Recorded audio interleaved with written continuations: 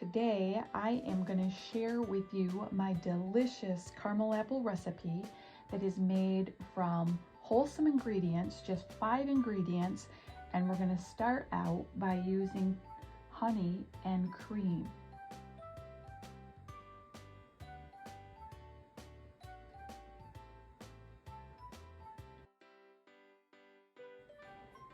And this recipe is virtually a no-fail recipe. So we start out with our caramel apples by first getting our apples washed up, and then we just dry them really well so that the caramel will stick to them nicely. That's one step that helps. Then I line my sheet with parchment paper because caramel does not stick to parchment paper, so they will peel off really easily. And once my apples are on the tray, I will just put my sticks in the apples, and I put them in good and firmly, and we are going to chill our apples so that they are cold. And the benefit of that is then our caramel sticks to our apples really well if we just put them in the fridge while we make our caramel sauce. Then while they're chilling, we're going to start our caramel sauce, and I use 1 cup of sucanat, or you could use coconut sugar or brown sugar, whichever you prefer. We're also going to use 1 cup of heavy cream, and I just get the best heavy cream that I can. Next, I put in a 1/2 cup of honey. And some people would say, oh, I don't like to cook my honey, which I understand we don't, but we're not using our honey for probiotic benefits here. We're using it to stay away from corn syrup. So then we add in 4 tablespoons of real butter, and I put in 2 teaspoons of vanilla extract, a few shakes of salt, and yes, when I do my vanilla extract, I literally just shake a little bit in. That's pretty much how I do it with whatever I'm making. So that vanilla extract makes it taste absolutely delicious.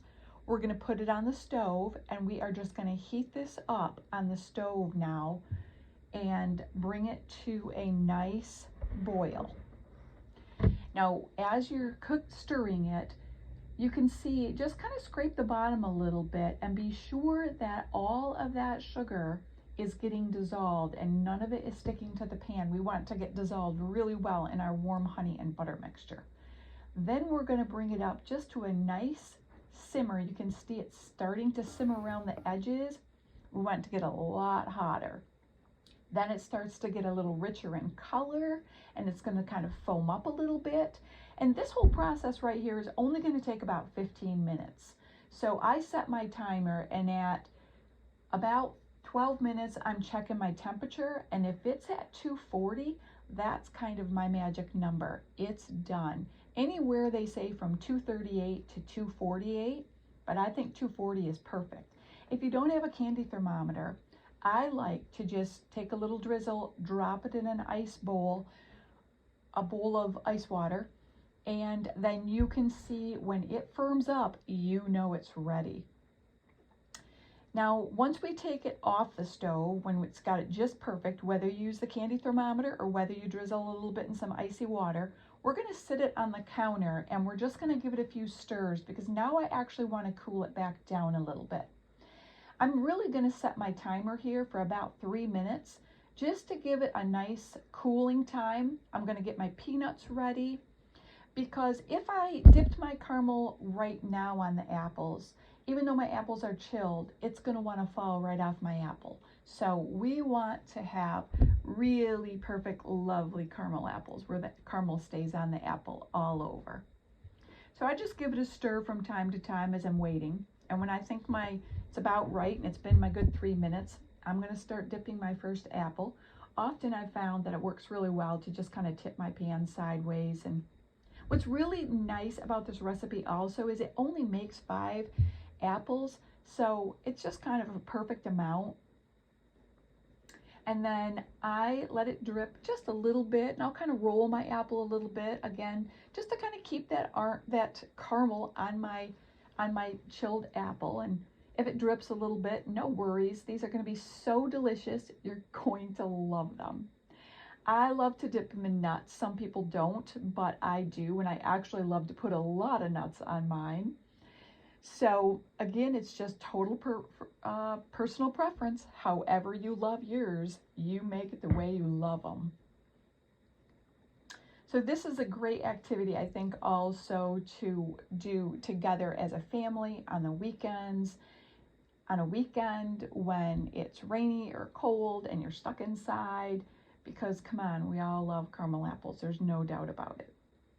So the other thing that you can do with your caramel apples is you can make them into gourmet apples, and you can drizzle chocolate on them or sprinkles, or you can pretty much do any way you like. I am literally just using peanuts because that is the way that we just really love them around here, is just to dip them into peanuts. And some like less peanuts, so I'll do a few with less peanuts and just have a few peanuts on the bottom, again, to help it not stick. Now, adding a little bit of salt on top of them while they're still wet is also something that kind of makes like a little sea salt caramel apple. So I actually am doing a couple like that for those that love those around here too. So you can do that method as well if you like that.